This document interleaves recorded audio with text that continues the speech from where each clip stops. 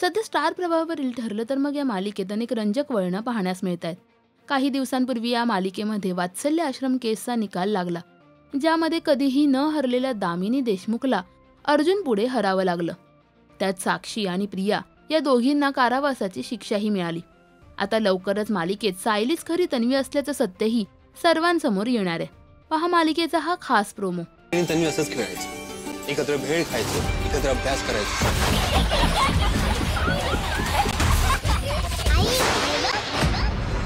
तन्वीला चित्र काढायला फार आवडायचं. तुझंही तसंच आहे का सायली?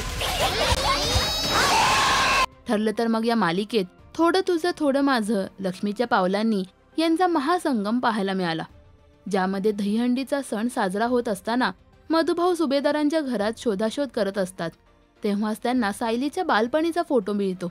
त्यातूनच त्यांना समजतं की खरी तन्वी ही प्रिया नसून सायलीच आहे. पण नागराज त्यांना सत्य सांगायला जाण्यापासून रोखतो आणि त्यांच्यावर हल्ला करतो. त्यामुळे सायली हीच खरी तन्वी असल्याचं सत्य घरच्यांना तेव्हा काही समजत नाही. तर मधुभाऊ कोमात जातात. पण त्यापूर्वी ते अर्जुनला सायलीचे आई वडील जिवंत असल्याचं सत्य सांगतात. त्यामुळे अर्जुन आता सायलीच्या भूतकाळाचा शोध घेतोय. तेव्हा आता सायलीला तिचा भूतकाळ आठवणार का? अर्जुन सायलीच्या खऱ्या आईबाबांविषयी माहिती शोधू शकेल का? मालिकेत पुढे काय घडणार हे जाणून घेण्यासाठी तुम्ही उत्सुक आहात का? हे आम्हाला कमेंट्समध्ये नक्की सांगा. मराठी टेलिव्हिजन विश्वातील बातम्या, अपडेट्स आणि गॉसिपसाठी सबस्क्राईब करा राजश्री मराठी शोबज.